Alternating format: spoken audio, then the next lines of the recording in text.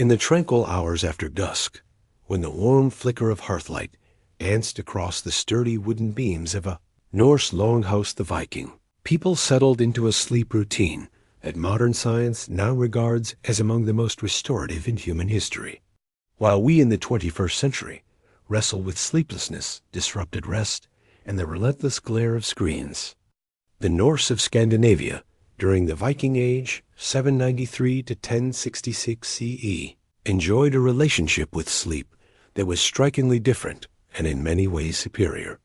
It may seem surprising that a culture often defined by its raids and martial exploits could have mastered the art of sleep.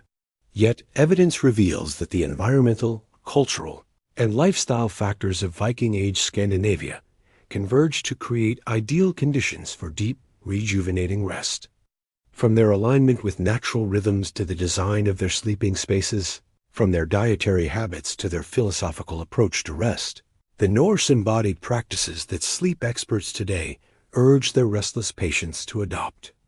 Archaeological discoveries from sites across Scandinavia, Iceland, and Norse settlements in the British Isles, paired with insights from sagas and eddas, paint a picture of a people whose sleep patterns were finely tuned to the natural world. Unlike our modern fixation on a rigid 8-hour sleep block, a relatively recent construction, Vikings embraced a flexible approach to rest that harmonized with their environment, their bodies, and their cultural values. This exploration delves into why Viking sleep practices may have been among the most effective in history.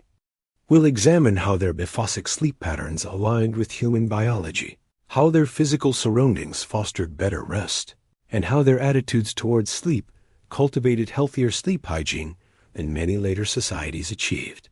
By studying the Norse, we uncover not only historical insights, but also practical lessons for addressing our own fractured relationship with sleep. Through the lives of figures like Thorvald, a shipbuilder, whose winter routine in a coastal Norwegian homestead reveals the nature of Norse sleep environments, and Astrid, a healer, whose expertise in soporific herbs was handed down through generations, we glimpse the lived experience of rest in this remarkable era. The evidence points to a bold conclusion. Despite their image as fierce warriors and explorers, the Vikings may have been among the best-rested people in history, a trait that likely fueled their extraordinary feats in navigation, craftsmanship, and cultural expansion. As we'll see, when it comes to rest, we moderns have much to learn from our Norse forebears. The modern obsession with a single, unbroken 8-hour sleep is a historical outlier, born of industrialization, artificial lighting, and rigid schedules rather than human biology. Archaeological and literary sources suggest the Vikings, like many pre-industrial societies, practiced Biphasic or segmented sleep, a pattern likely more in tune with our natural rhythms. The Old Norse language offers hints of this practice, with sagas referencing Fyrstasvev, first sleep, and mentions of waking midnight for tasks, before returning to Annarsvev, second sleep. While these terms aren't definitive proof, they align with broader evidence of pre-industrial sleep patterns across Europe. In Grettir's saga, the hero Grettir Asmundarson rises after his first sleep to handle household duties before returning to bed. Similarly, Egil's saga notes characters waking in the night for discussions or business, then resuming sleep until dawn. Archaeological findings bolster these accounts. Excavations at Jorvik, modern-day York, England, a key Viking settlement, reveal longhouse layouts conducive to nighttime activity, with fire pits showing signs of being tended throughout the night. Based on this evidence, a typical Viking sleep pattern likely unfolded as follows. After sunset, especially during the long Scandinavian winters, households gathered around the hearth. A few hours after dark, they retired for their first sleep, lasting roughly 4 hours. Many then woke naturally for a period of 1 to 2 hours, a time not seen as insomnia, but as a normal part of the night. During this wakeful interlude, Vikings might stoke the fire, check livestock, share quiet conversations, perform rituals, or visit neighbors. Consider Bjorn Haraldsson, a farmer from Norway's Trondheim region. Evidence from similar farmsteads suggests that after an evening meal and perhaps some storytelling, Bjorn would retire to his sleeping platform around 7 or 8 p.m. in winter. After a deep 4-hour sleep, he might wake around midnight, tend the hearth, check his livestock, sip ale or water, and discuss the next day's tasks with family. After an hour or so, he'd return for a second sleep until dawn. Modern sleep science supports this pattern's benefits. Historian A. Roger Eckertsch, who cataloged extensive references to segmented sleep in pre-industrial Europe, argues it was the norm until artificial lighting altered our relationship with darkness. The midnight waking period aligns with a natural surge in prolactin, a hormone linked to calmness and a circadian rhythm spike in alertness, making Biphasic sleep biologically adaptive. For Vikings in northern latitudes, where winter darkness could span 16 to 20 hours, this pattern broke long nights into manageable segments while allowing essential tasks. Seasonal variations shaped Viking sleep. In summer, with up to 20 hours of daylight, sleep was compressed. The Herbal, a Norse poetic collection, hints at the challenges of midsummer's nights, advising moderation in sleep. The unwise man stays awake all night, fretting over everything. When morning comes, he is weary, and his troubles remain. In winter, sleep expanded, with longhouses designed to conserve warmth, creating ideal conditions for extended rest. The midnight waking period was a time of quiet productivity. Sagas describe crafts like tool repair or spinning, suited to firelight. Archaeological finds of small craft items support this. Some scholars suggest religious rituals occurred at midnight, a liminal time with spiritual significance. Storytelling likely thrived in these hours, fostering knowledge transmission. The privacy of darkness also allowed intimacy. For example, Gudrun, a weaver from near modern-day Roskilde, Denmark, might have spun thread by hearthlight during her midnight waking, balancing rest with productivity. This Biphasic pattern faded with the spread of artificial lighting and industrialization, which forced sleep into a single block. The Viking approach, aligned with biology and environment, likely provided more restorative rest than our modern insistence on 8 consecutive hours, which often fuels sleep anxiety. The Vikings' relationship with darkness was a cornerstone of their sleep quality. Living without artificial light, they experienced true darkness, especially in winter, when northern regions saw only dim daylight. Longhouses had few, if any, windows, often covered with animal membranes or shutters. The hearth, banked low at night, provided minimal light, creating a darkness modern sleep science recognizes as ideal for melatonin production, which regulates sleep-wake cycles. Consider Leif, a fisherman near Bergen, Norway. His winter sleep environment, with near total darkness from mid-afternoon to late morning, would have optimized melatonin levels for 12 to 16 hours daily. A study in Journal of Sleep Research found that a week of natural light cycles increased melatonin production by 30%, a condition Vikings lived year-round. Viking light sources fires, oil lamps, and tallow candles emitted warm yellow-red light, unlike the melatonin-suppressing blue light of modern LEDs. This harmony with darkness eroded with improved lighting and industrialization. Today, light pollution affects over 80% of people, depriving us of the darkness Vikings took for granted, a key factor in their superior sleep. Unlike our private bedrooms, Viking sleep was communal. Longhouses featured raised sleeping platforms along walls, shared by households. At Stong, Iceland, excavations show platforms used for seating by day and sleeping by night, a pattern seen from York to Newfoundland. The household head and spouse occupied prime spots near the hearth, with children, relatives, and servants sharing the rest. In Gunnar Hamungarson's Icelandic longhouse, 15 to 20 people might sleep together, their body heat warming the space.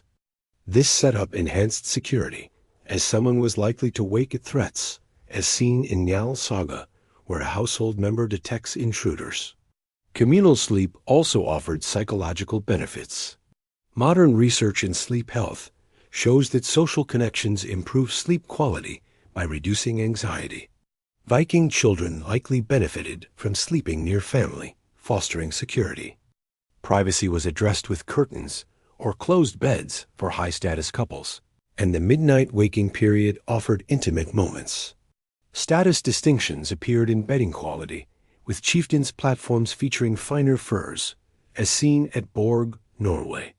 Winters encouraged closer sleeping for warmth, while summer allowed more dispersed arrangements.